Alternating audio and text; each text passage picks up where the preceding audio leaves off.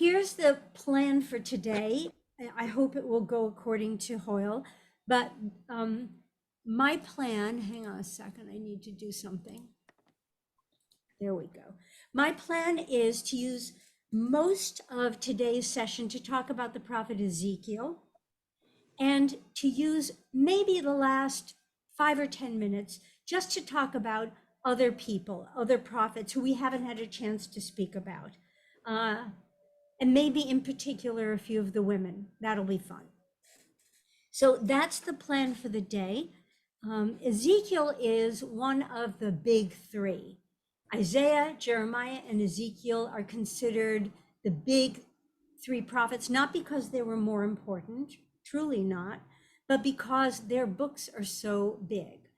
Like Isaiah, and to a certain extent like Jeremiah, it's impossible to say if 100% of what we read in the book of Ezekiel actually came from that specific prophet. Some of it may have been added to, some of it may have been edited, some of it may have been compiled after his death.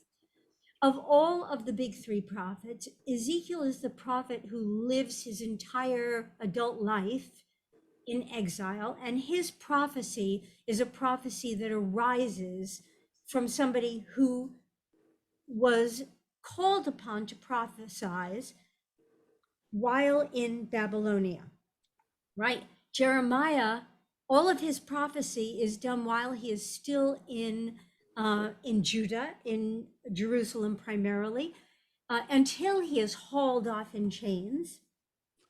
And then that's like the silencing of his voice. Ezekiel's voice wakes up in Babylonia. And he even tells us exactly where, next to what river, in what town. He gives us a great deal of description. No, Elijah is not considered one of the big ones. Elijah doesn't even have his own book. There's no such thing as a book of Elijah. We just have all these stories about him.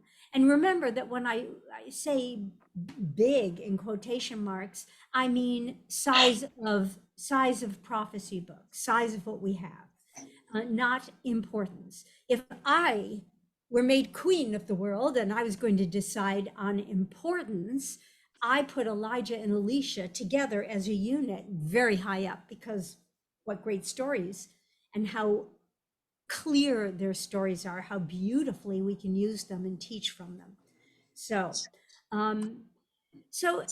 Ezekiel is in exile, and he's an important person. That is, he is a person of means, but he's not an important person in terms of who's going to listen to him. This is a case of a prophet who knows, because God tells him, that his prophecy is not going to be respected. The people are not going to do what he's going to tell them to do. And so truly, even Jeremiah had hope that the people would respond, and he was depressed when they didn't. But in the case of Ezekiel, he lives his entire adult life or prophetic life knowing that he's just screaming into the wind. That and not only is he like championing an impossible cause, but that the destruction that is happening down there south of him, of where he is, in the region of Judah and in Jerusalem in particular, and in the temple specifically, the destruction that is happening or is imminent, it was decided years ago. Because as far as Ezekiel is concerned, the people have never been good at following the precepts of God. And the destruction of the temple is baked in.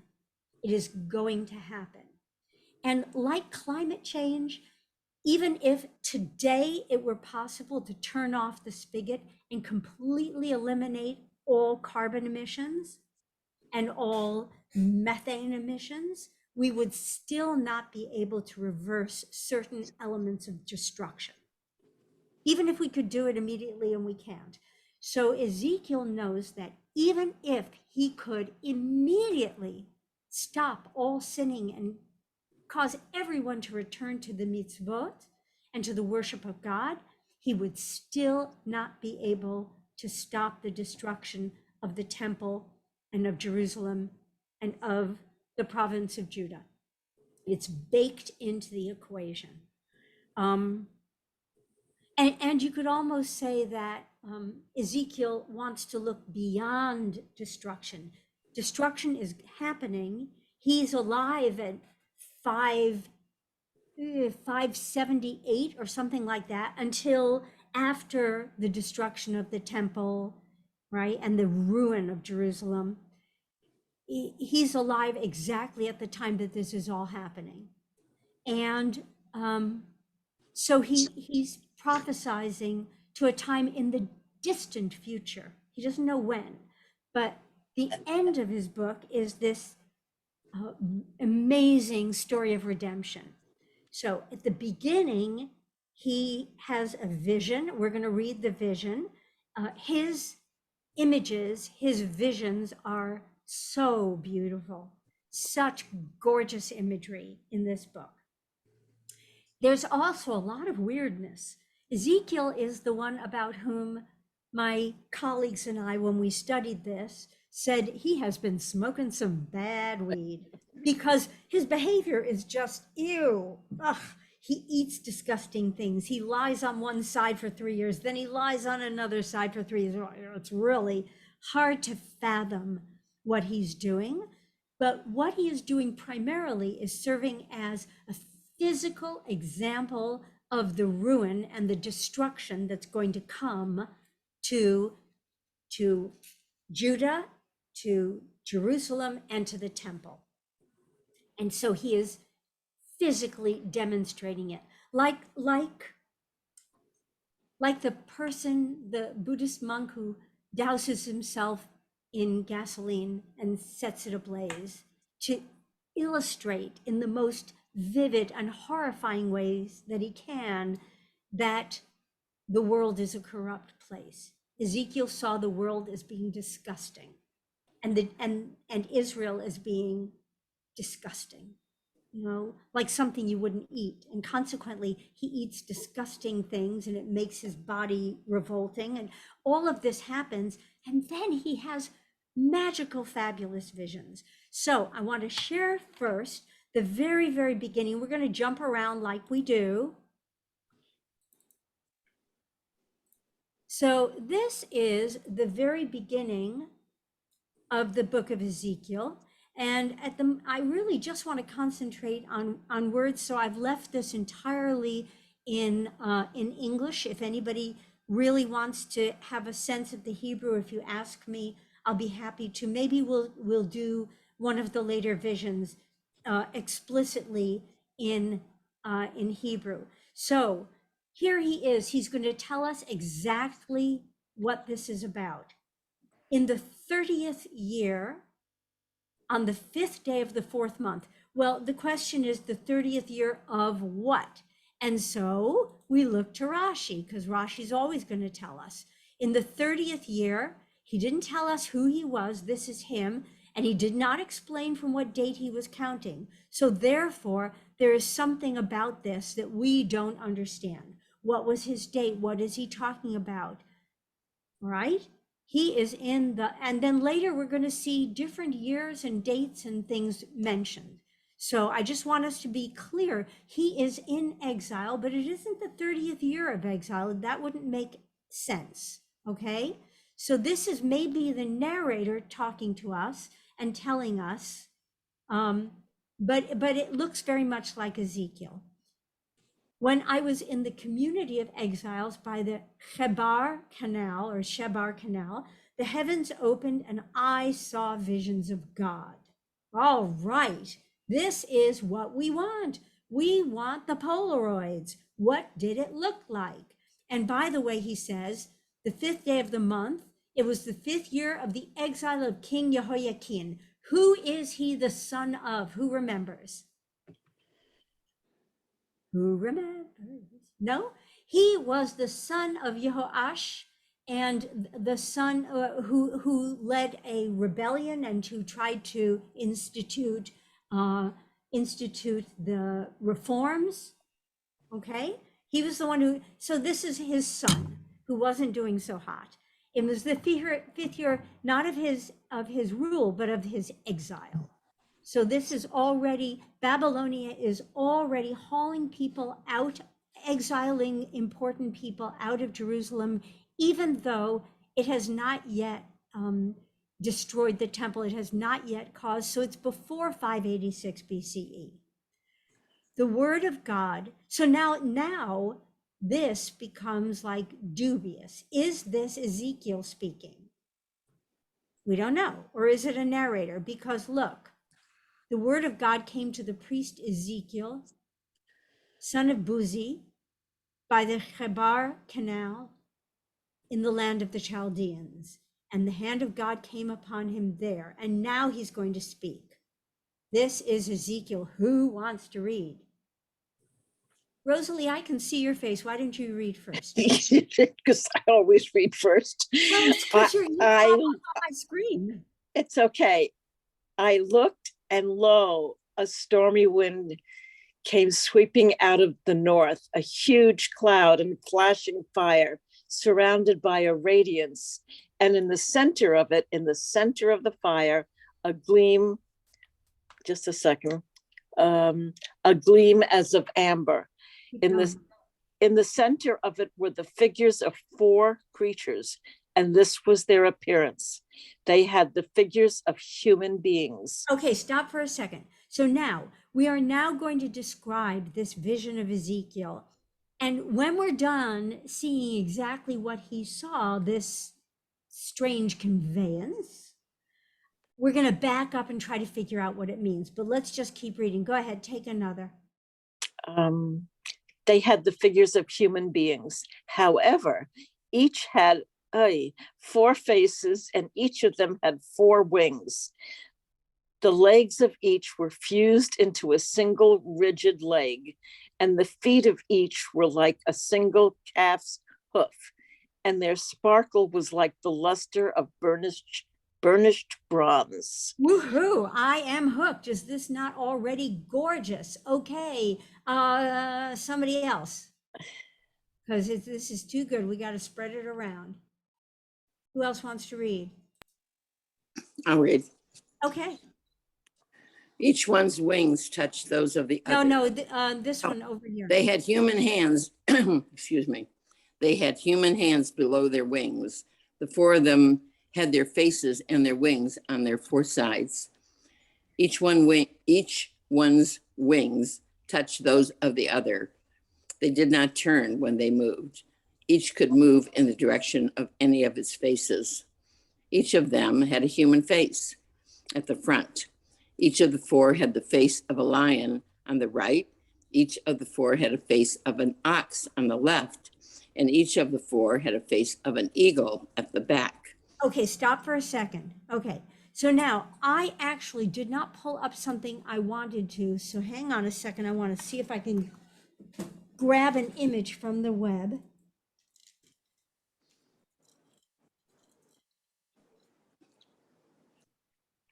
If I can.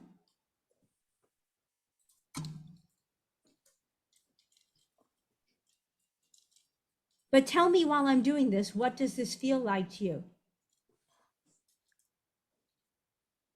Who's got an idea of what this is?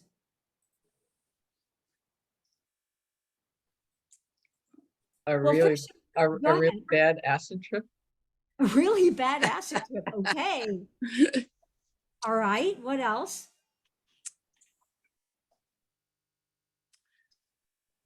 What else? All right. Imagine this.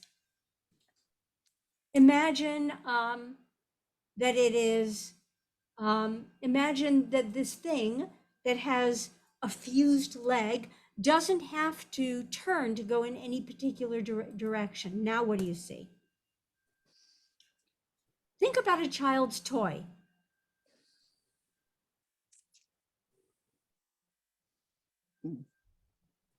What do we call that toy that can spin on the tip of your finger?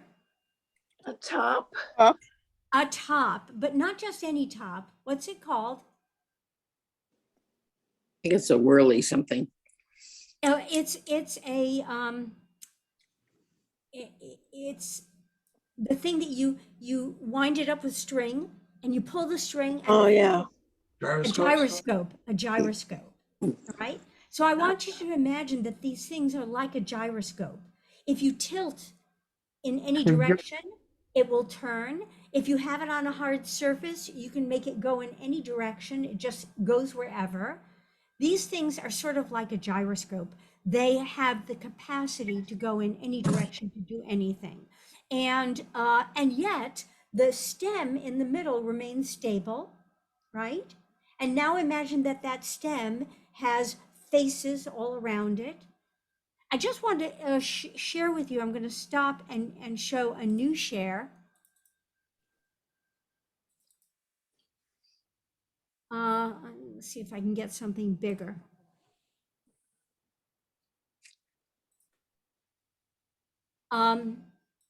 So these are Mesopotamian chariots, and the images that you can see, there is a chariot of the gods. Maybe that's what I need to ask for to get exactly what I want.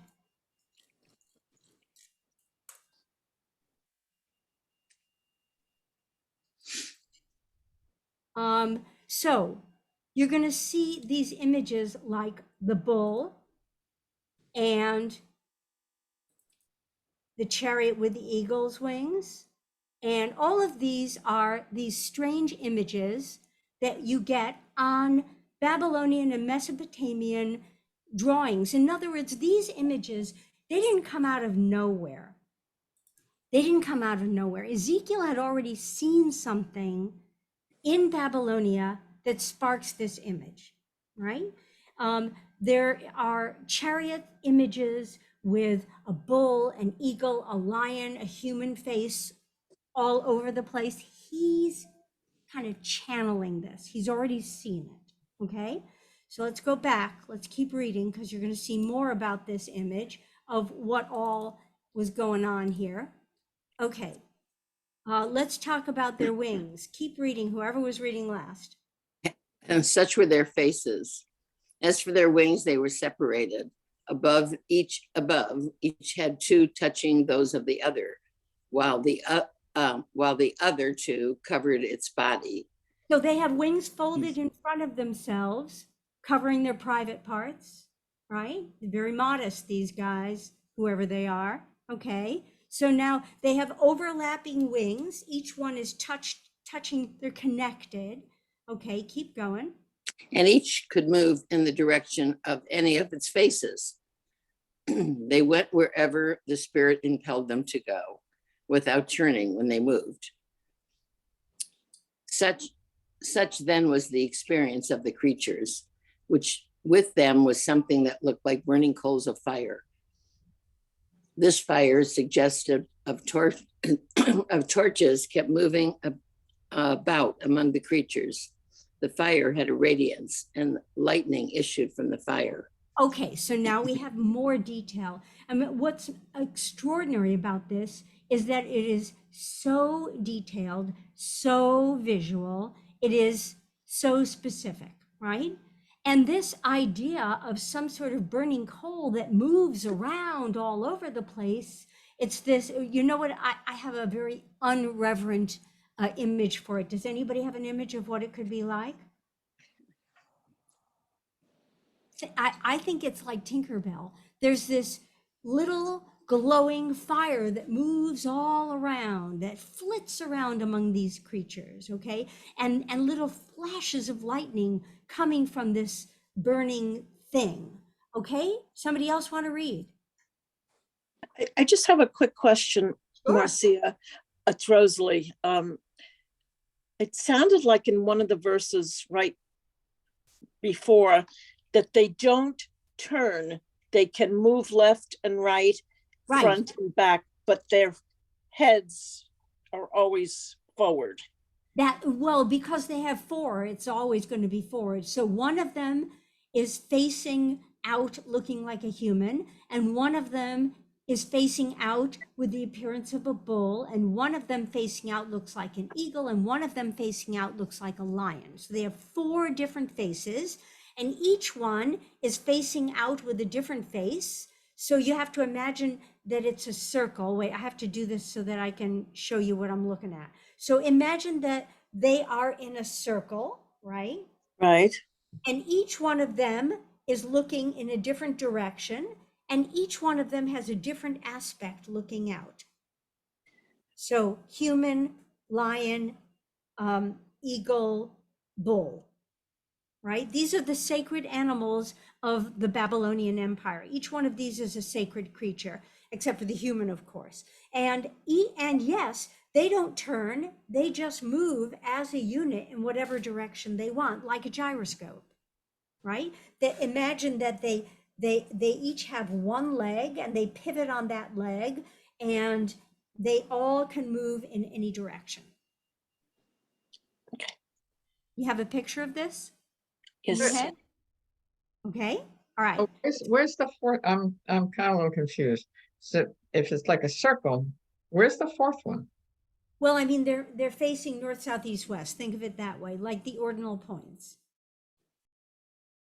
They are wingtip to wingtip, so they're overlapped.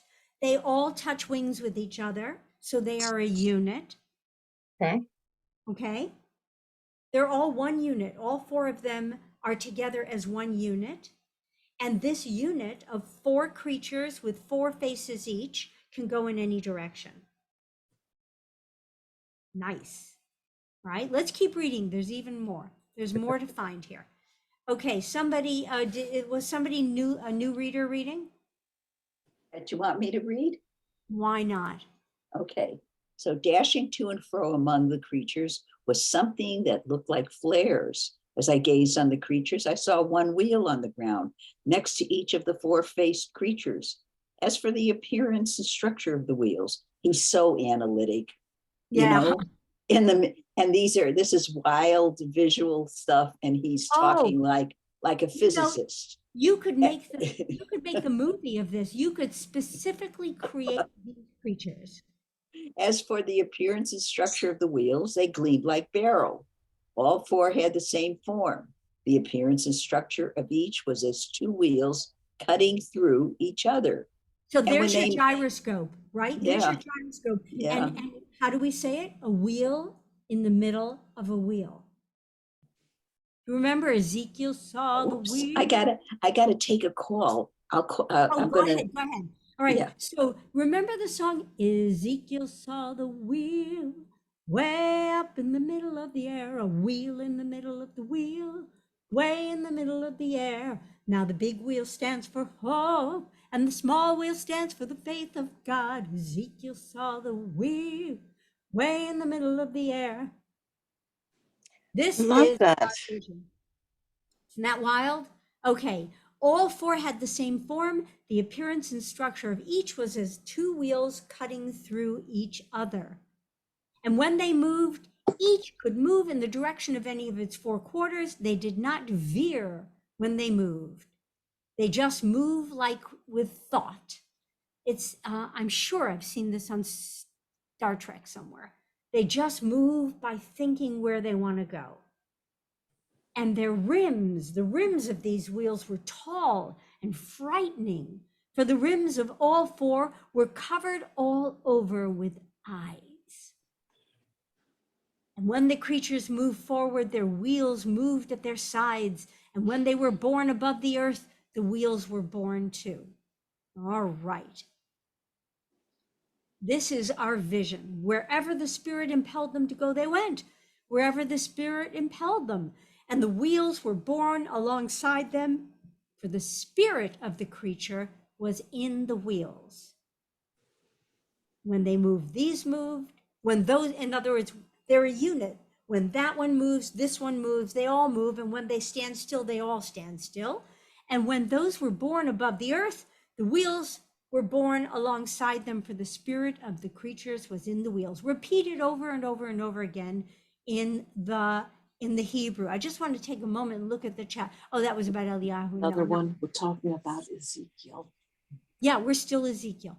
All right. And he's having this vision, which is why I think the man was smoking something. And above the heads of the creatures was a form, an expanse with an awe-inspiring gleam as of crystal was spread out above their heads. Somebody else should read. Who wants to read? I can read. Go ahead, Susan.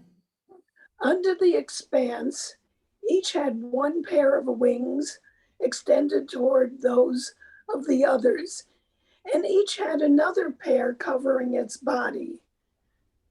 When they moved, I could hear the sound of their wings, like the sound of mighty waters, like the sound of Shaddai, a tumult like the din of an army.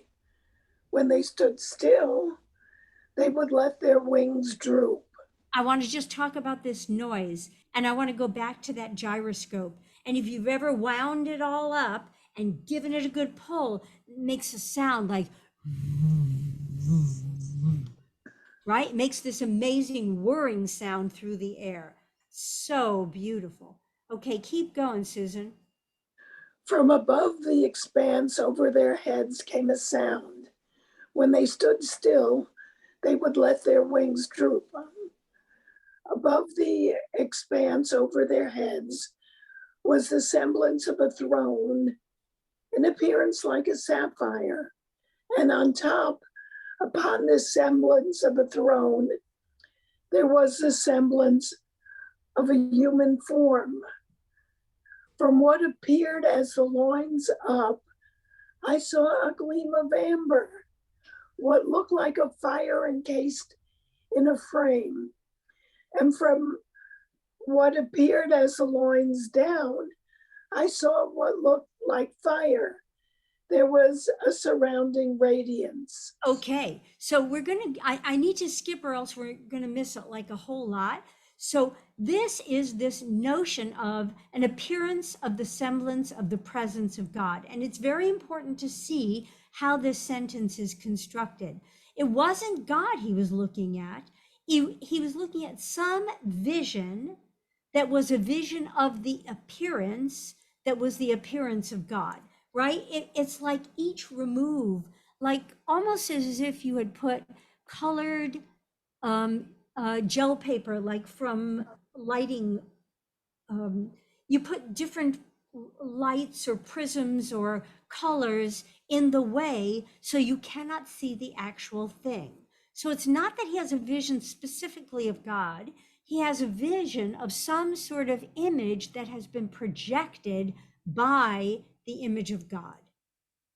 And this is the sound that he heard. This is the call to action here. Somebody else, new reader coming out? Ria, have you read yet? Let's take a call. Oh, she had to take a call. Okay. Do you want to read, Sylvia? Sure. And it is said to me, O mortal, stand up on your feet that I may speak to you. As it spoke to me, a spirit entered into me and set me upon my feet, and I heard what was being spoken to me. God said to me, O mortal, I am sending you to the people of Israel, that nation of rebels who have rebelled against me. They, as well as their ancestors, have defied me to this very day. And so for the descendants are brazen of face and stubborn of heart, I send you to them, and you shall say to them, thus said the sovereign God. And so now it's important to remember that they're not going to listen. God says, it doesn't matter whether they pay attention to you. This is your job to talk to them. Go ahead. Whether they listen or not, for they are a rebellious breed, that they may know that there was a prophet among them. And you, mortal, do not fear them, and do not fear. Thank you. I got it. I got it. Thank you very much. Do not fear their words, though thistles and thorns press against you, and you sit upon scorpions. Do not be afraid of their words, and do not be dismayed by them, though they are a rebellious breed. But speak my words to them, whether they listen or not, for they are rebellious. And you, mortal, heed what I say to you. Do not be rebellious like that rebellious breed. Open your mouth and eat what I am giving you. Okay, so now this is a repeating, recurring image in the book of Ezekiel, is him consuming things, sweet things, bad things, disgusting things, nice things. He eats stuff and he becomes like a personification of the thing that he eats. And so the very first thing that he is told to eat, to consume, is this. As I looked, there was a hand stretched out to me holding a written scroll. God unrolled it before me, and it was inscribed on both the front and the back. And on it were written lamentations, dirges, and woes. So he is being given bitter food to eat, literally on a written scroll. And he consumes the words, mortal, eat what is offered, eat this scroll and go speak to the house of Israel. So I opened my mouth. I was given the scroll to eat, and I was told, mortal, feed your stomach and fill your belly with this scroll that I give you. And I ate, and it tasted as sweet as honey to me. So he's taking these words that are really bitter and angry and words of destruction on this scroll of lamentations, and yet to Ezekiel, it tastes sweet. And he eats the words of God, and then, of course, he opens up his mouth, and God's words come out. So this is the very beginning of his call, which is unlike the call of any other prophet. Now, I mean,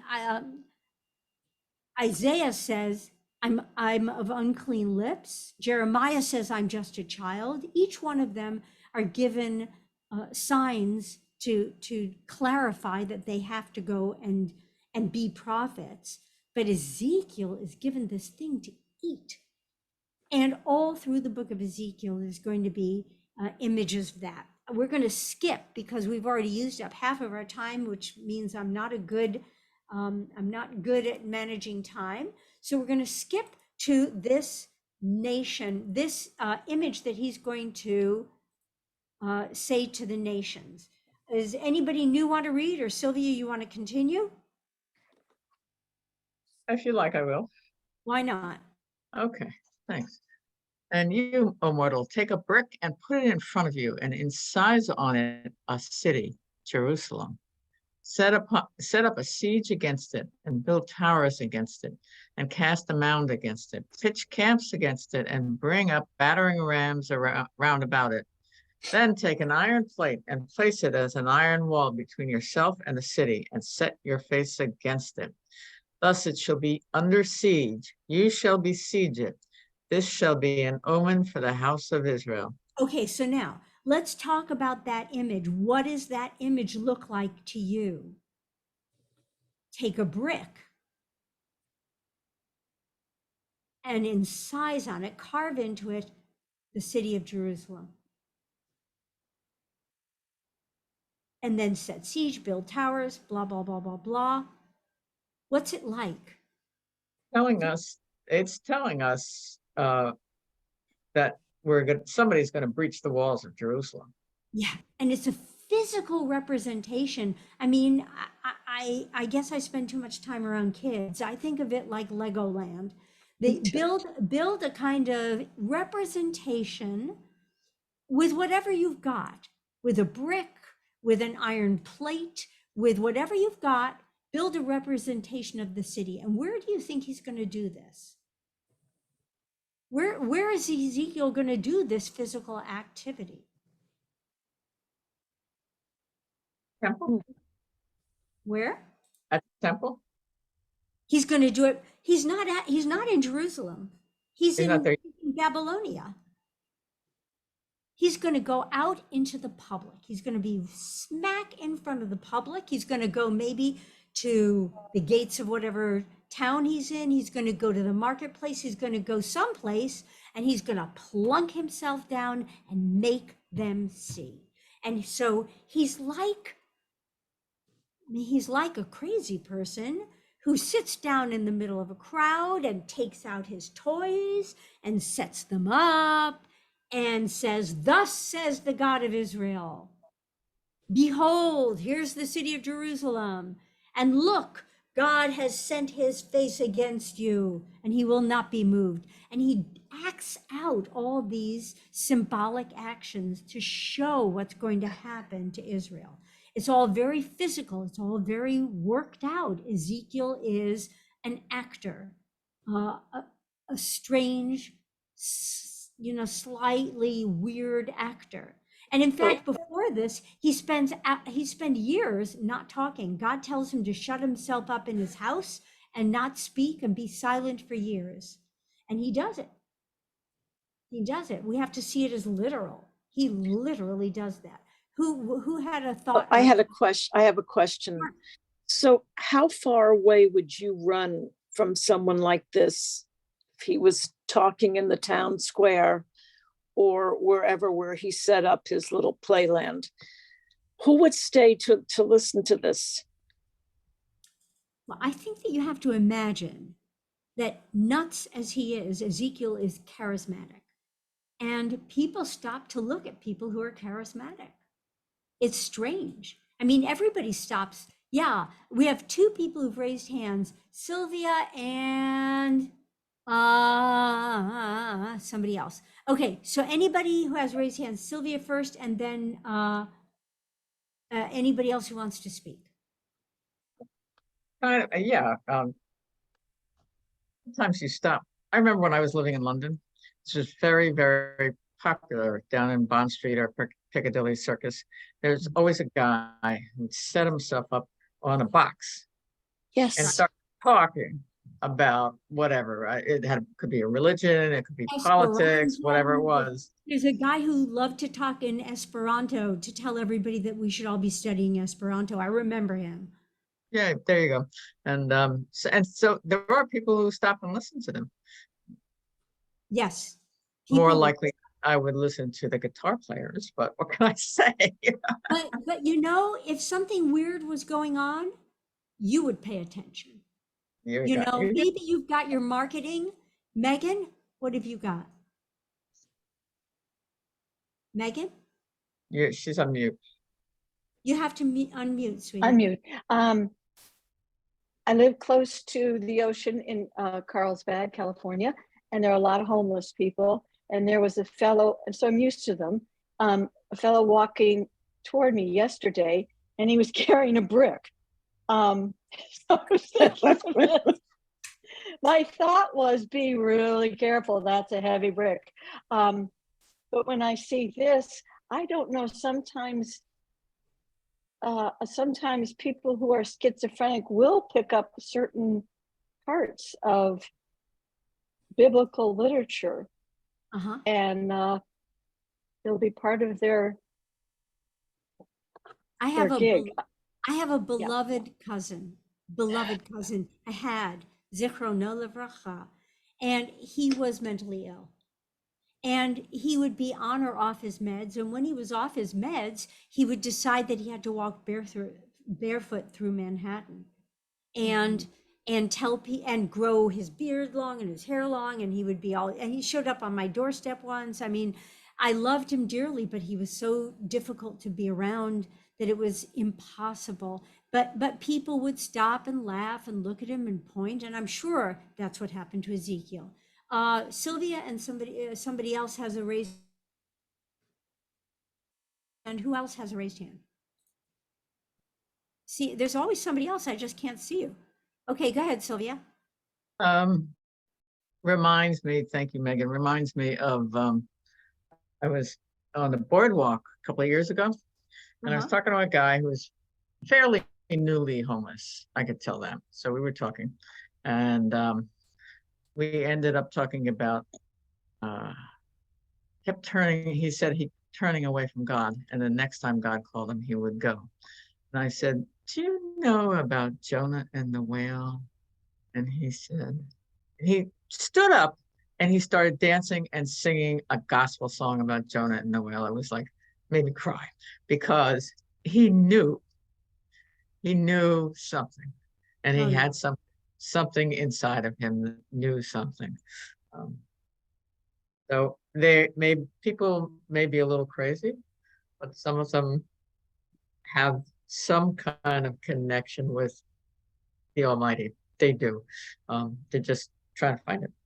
Yeah, and I think also that there's so I want to go to a much later chapter because we need to see what did he have to say, because after he prophesizes to Israel, meaning Israel in exile, right? He's talking to his fellow exiles in Babylonia and telling them, I had this vision. I had a vision of God. It wasn't exactly God, but it was a semblance of a vision of an image of God, shining like sapphire, like beryl, like amber.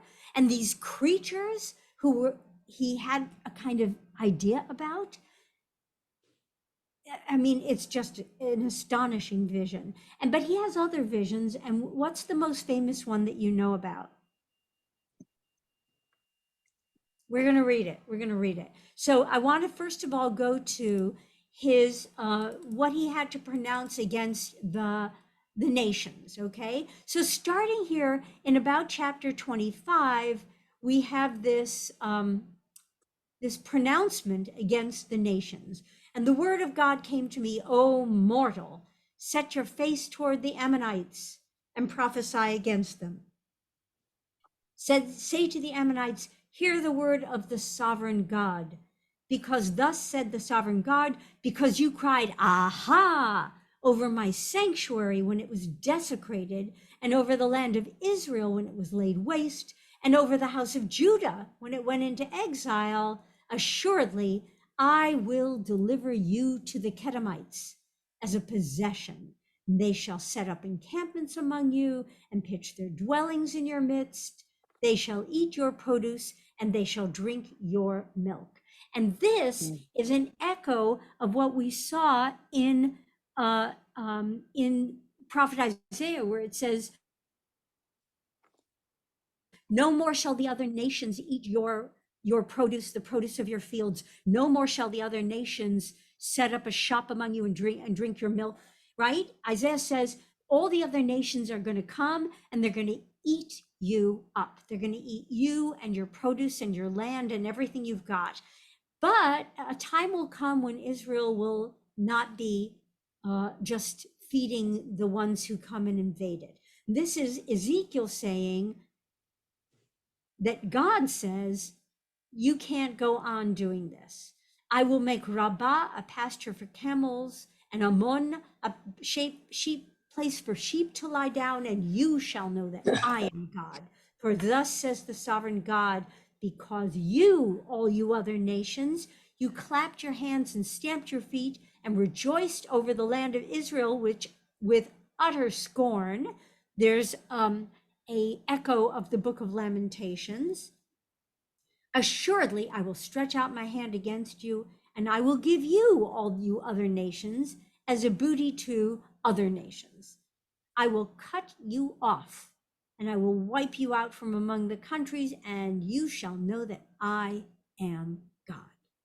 And then to the other nations, over and over again, to Moab and Seir, I say, I am going to bring you all down, because I still have a covenant with Israel.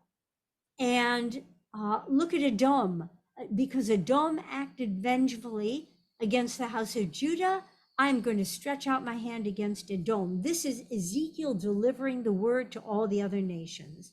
And thus said God to the Philistines, because you acted vengefully, I'm going to cut out my hand against the Philistines and cut off the Cherethites and wipe out the rest of you guys. And it goes on and on. Thus says, because Tyre gloated and said, aha, the gateway of the people is broken and it's mine. Now, says the sovereign God, I'm going to deal with you. And this goes on and on and on.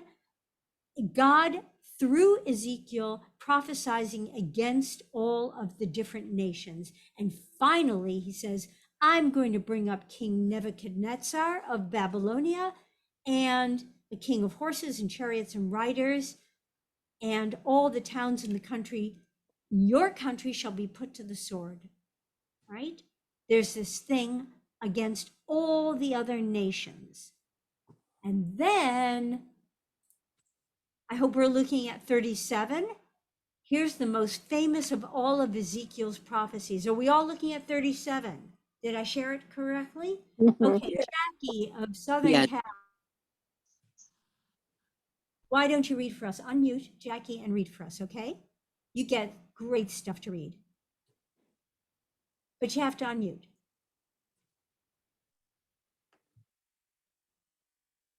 Okay, I'm unmuted.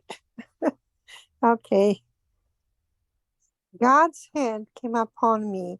I was taken out by the Spirit of God and sat down in the valley. It was full of bones. God led me all around them. There were very many of them spread over the valley, and they were very dry. I was asked, O mortal, can these bones live again? I replied, O my sovereign God, only you know. And I Okay, was stop for a second. Okay, so here are this valley of dry bones. What's the valley of dry bones about? What are we reading about? What's Ezekiel seeing? Be literal, be figurative. What's he seeing? well, Well, go ahead. well, he's seeing an end, and he's wondering is there is a beginning again. So Oh, what a smart thought. He's seeing the end, right? Death right. is bones, and very, very dead, long dead is dry bones, right? Right. Bones where there's no more flesh on them. There's nothing. It's just bones. And he sees this valley just chock full of dry bones. And the dry bones to him represent Israel and Jerusalem and And that's an ending. that's And it, right? God has finished off the people. The people are dry bones. And so now he's going to wonder, is there a way for this to live again? So I didn't mean to interrupt you in mid vision. no, So why no. don't you again? Okay, let me get this.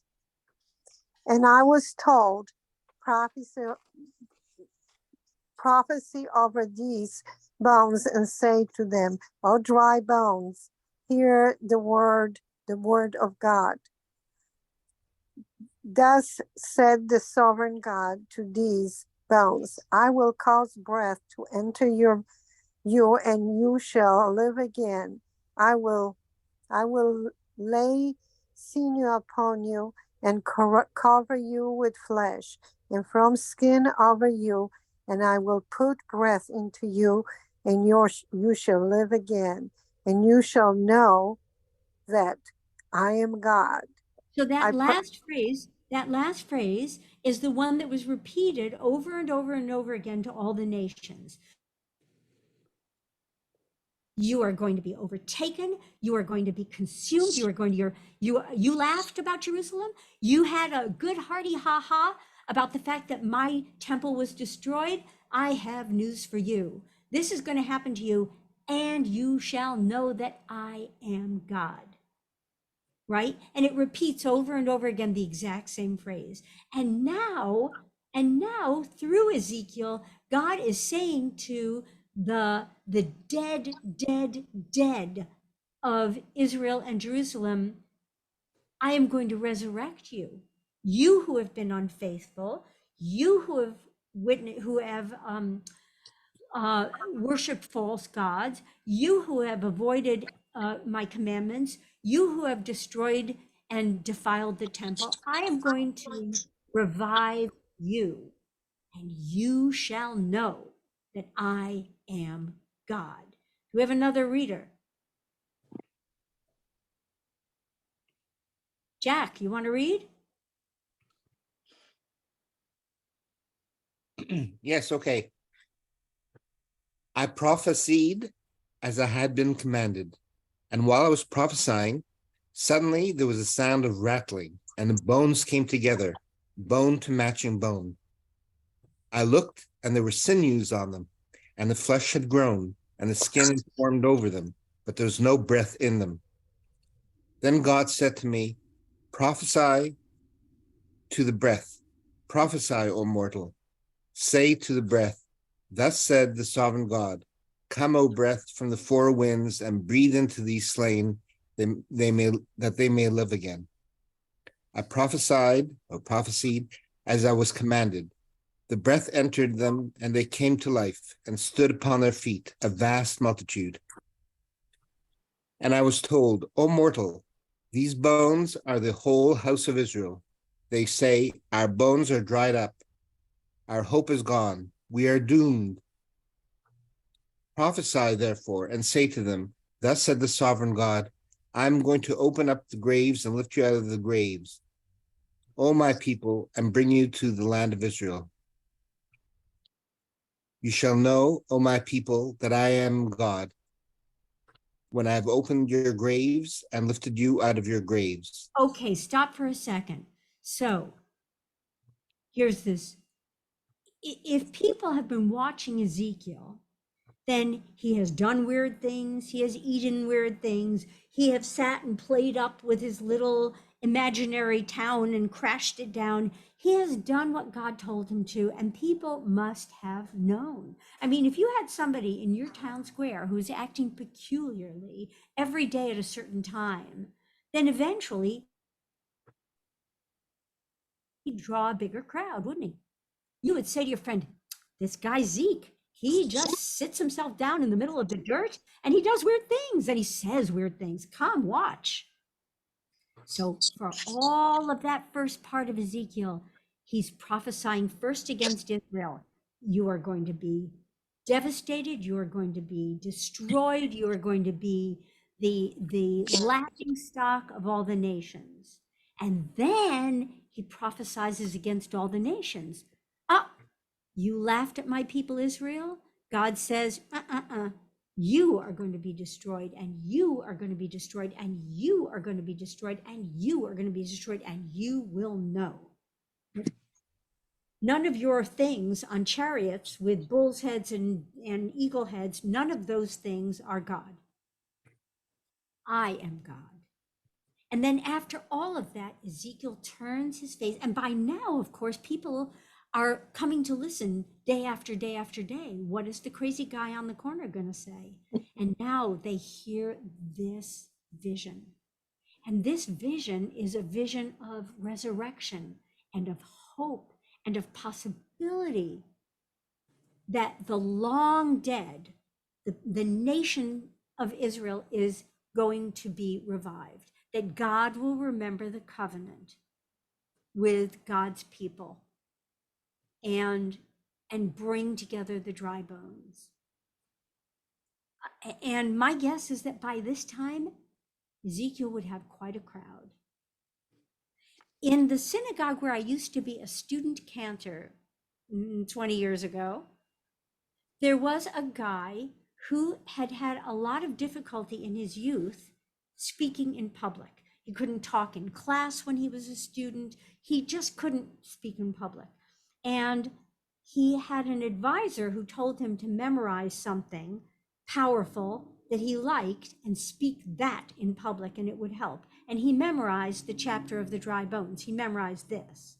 And when this came up as a haftarah, this guy would pronounce it from the bima in the most beautiful, beautiful, gorgeous voice.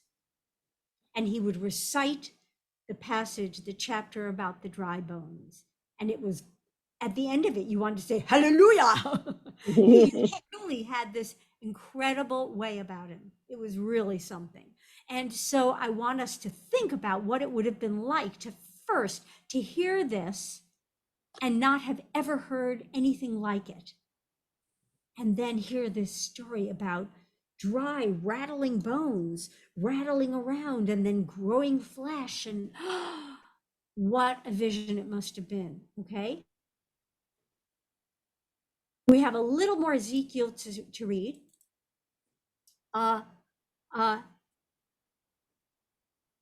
let's, Jacob, why don't you keep reading? Okay. I will put my breath into you. I will put my breath into you, and you shall live again, and I will set you upon your own soil. Then you shall know that I, God, have spoken and have acted, declares God. In other words, the people get to go back. The people who Ezekiel is speaking to in exile in Babylonia are being given a prophecy of return to the land of Israel. Let's finish it. The word of God came to me, and you, O mortal, take a stick and write on it, O of Judah and the Israelites associated with him, and take another stick and write on it, of Joseph and the stick of Ephraim, and all the house of Israel associated with him. Bring them close to each other so that they become one stick joined together in your hand. And when any of your people ask you, won't you tell us what these actions of yours mean?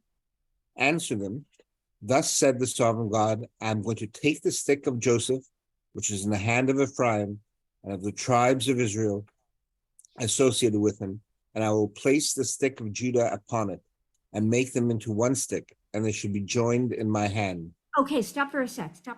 So there is not just a prophecy of return to the land, but remember, why has it been possible for all of these nations to essentially destroy Israel? I mean, we weren't the most powerful nation army in the world, but what has made it possible for them to do this? Because Israel is divided. Because Israel's divided, because there's the northern kingdom, the southern kingdom, right? And so the nations bit off the northern kingdom first, and then they descend on Judah and on Jerusalem, and they destroy it. And the only way that it can happen is because these two nation states have been warring each other for the past bunch of years. So infighting among Jews is not a good thing. We are only strong if we recognize that we all belong together. And Ezekiel sees it and says it. Ezekiel is filled up with this vision that says this and shows people in a visual way. These are people for whom maybe the concept of we should be a unified nation is too conceptual, it's too ethereal. But if I take this and I take this and I put them together and I say, I could break this stick and I could break this stick, but when I put them together, I can't break them. And that's the vision of a unified Israel. The vision of a unified Israel. I want to do one more section. Let's see if I can get one more thing in. I'm going to take them from among the nations. This is return from the diaspora, no matter where we have been, because not everybody went to Babylonia. People left and went to other nations around. We're going to bring them all together. They're going to be one nation in one land on the hills of Israel, one king, never again two nations divided, never again two kingdoms. And they won't do all the icky things and worship other abhorrent things. This is how we're going to live. And a descendant of David will be king over all of us, right? And this is the end of the chapter of the dry bones. This is how we are revived. But I want to go to one more chapter. And this is the vision of the return. In the 25th year of the exile, in the 14th year after the city Jerusalem had fallen, meaning in the year 24, all right, 586 minus 14 is 572 BCE. In the 10th day of the month, on that very day, God's hand came to me and brought me there. And it brought me in divine visions to the land of Israel and set me down upon the very high mountain on which there seemed to be an outline of the city on the south. So here's the vision of the return to the land. It brought me over to it, and there, standing at the gate, was a figure who shone like copper, and in his hand was a cord of linen and a measuring rod. And who do we think this was? Mortal, look closely and speak attentively, and note well everything I am going to show to you, to report everything that you see to the people Israel. and the rod was 6 cubits long, and a handbreadth for every cubit. In other words, this enormous staff that measures out the city of Jerusalem. And this is, we have to stop because I know I'm over time. And this is a figure like Elijah the prophet. I wanted to bring us back to Elijah because somebody asked about Elijah. This figure is like a vision of the return to the land and the return of the Davidic line, which means the return of the Mashiach, that Messiah will come eventually. And here's this vision of the return of the people to Jerusalem to build once more a united city and a united kingdom. Do we ever get it entirely? No, not really, because the diasporic Jews never completely return. Once you're gone and you settle somewhere else, it's very hard to return. We know that from immigrants and refugees from everywhere. You go somewhere else, you learn a language, you learn how to conduct yourself, very hard to return. But Ezekiel does prophesy it. I want to say that the things that I didn't get to, yes, I'm going to give you my email. Thank you, Brenda.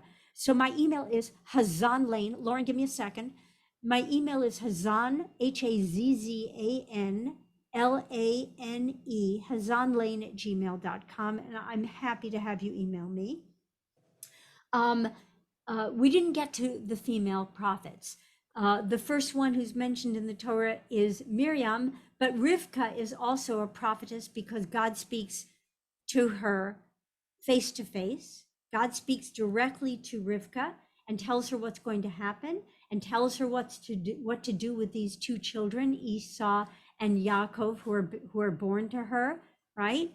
She gets a distinct vision of them. And she knows that the line is going to be continued through Jacob. So she is a prophetess. Miriam is described as Miriam Haniviah, and Devorah is a judge and a prophet and has her own glorious prophecy that you can read in the book of Judges.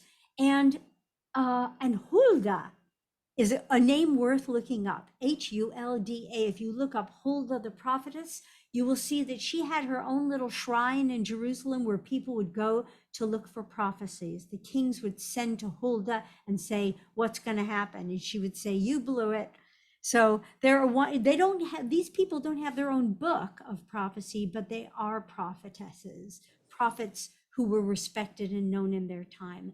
I just want to take a moment, since we are more than a minyan, to say that it would be a good idea for a siyum. Lauren, you have a question. Go ahead. I'm not sure this is better addressed in an email or directly here, but in the Pentateuch, it appears that God spoke directly to certain persons. There was a direct communication. You mentioned a couple of them a moment ago. I'm not going to address the issue of who wrote the Bible here because that's a whole different conversation, but is your position that God is speaking to the prophets? Initially in this particular reading, we read that Ezekiel had a vision.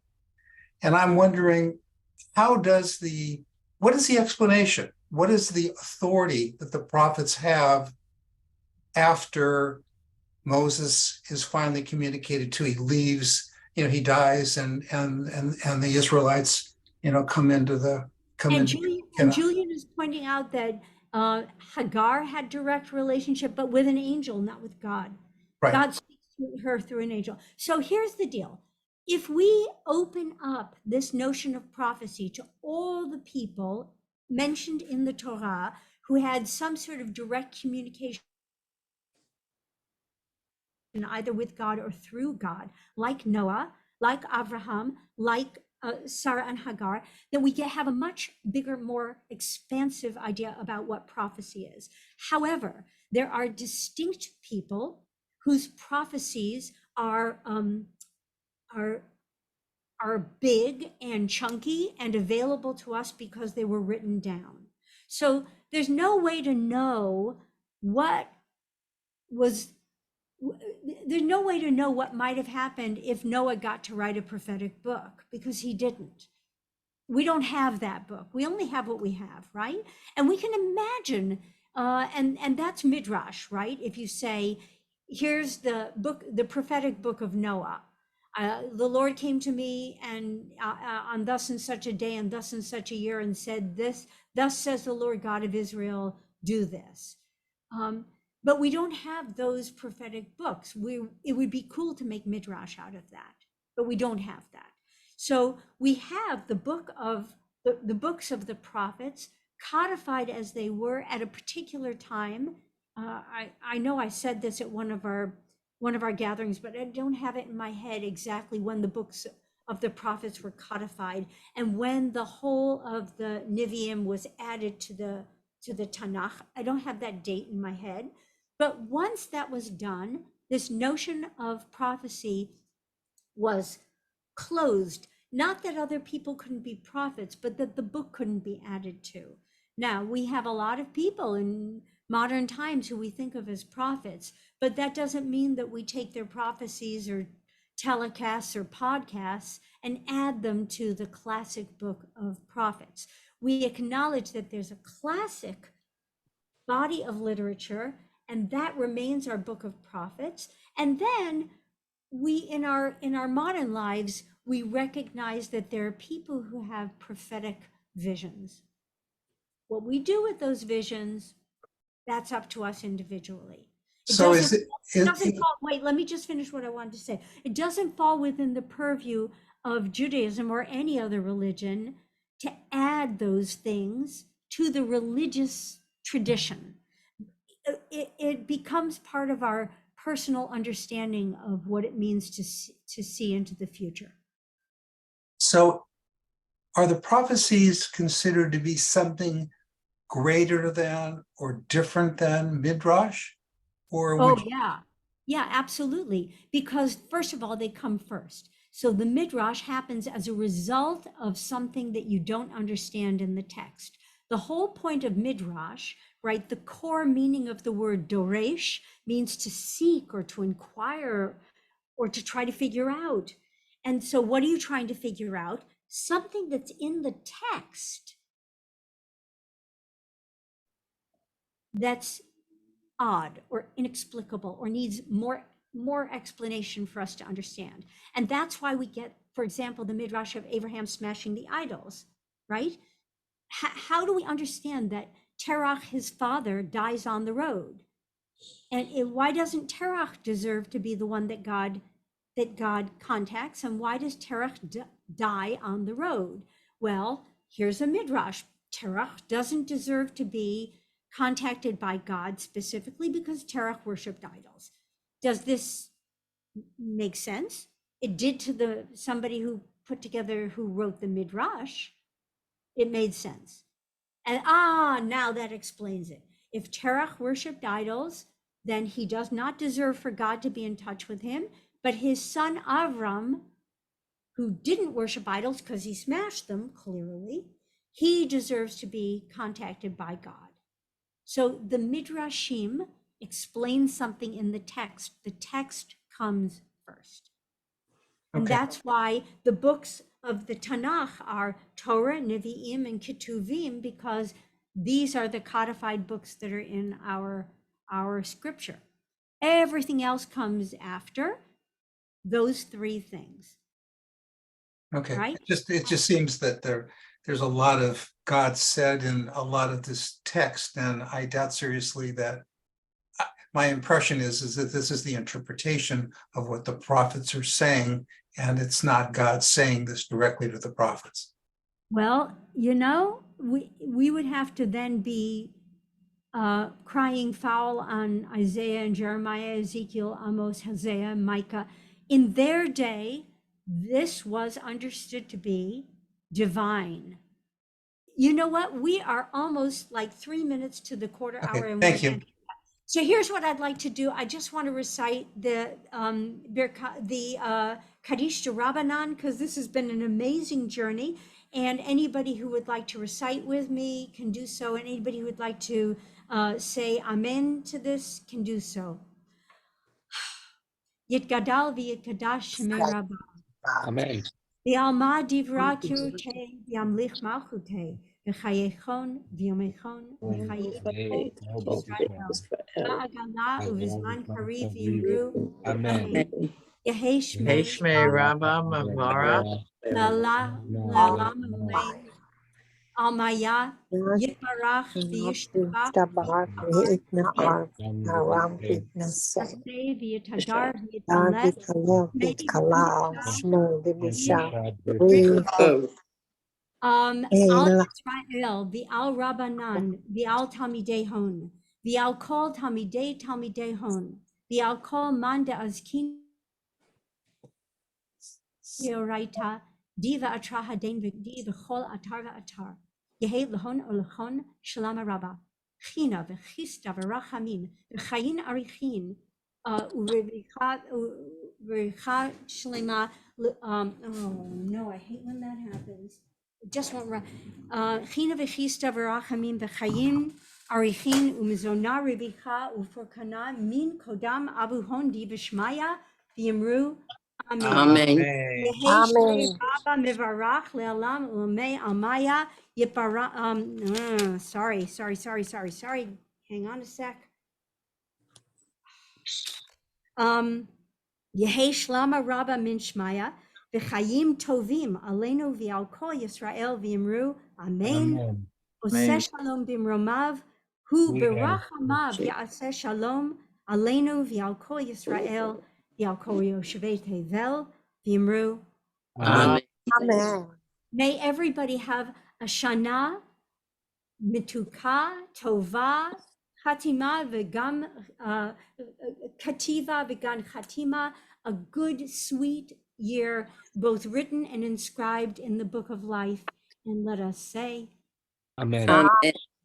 and thank you so much for sticking with me for these weeks. It's been an incredible pleasure. Thank you. Thank Thank you, you. Marcia, and thank you for Thank you. all of your wonderful. We cannot wait for you to come back. Oh, thank you. And for the rest of us, pretty obvious that we're not going to meet for the next 2 weeks because of the holiday. And check your website, your emails to find what we're doing next, because I don't know what, but I know that Rabbi Marcia does. Yes, So check please your come emails. to do Collaborative. That's Woohoo.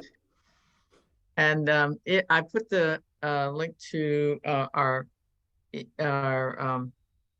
website in the chat, in the bizarre event that you're not on the mailing list already. So I'm thinking that most of you probably are. So check it, and hope you come back very soon, Hazzan. It was wonderful. Thank you. Great. So Thank much. you so much. So, Thank you. Great thrill. Shana Thank you. Tova. Bye, Toda everybody. rabba, Tova. Hashem tova. Tova. Shana Tova. Bye. bye. Thank you, Sylvia.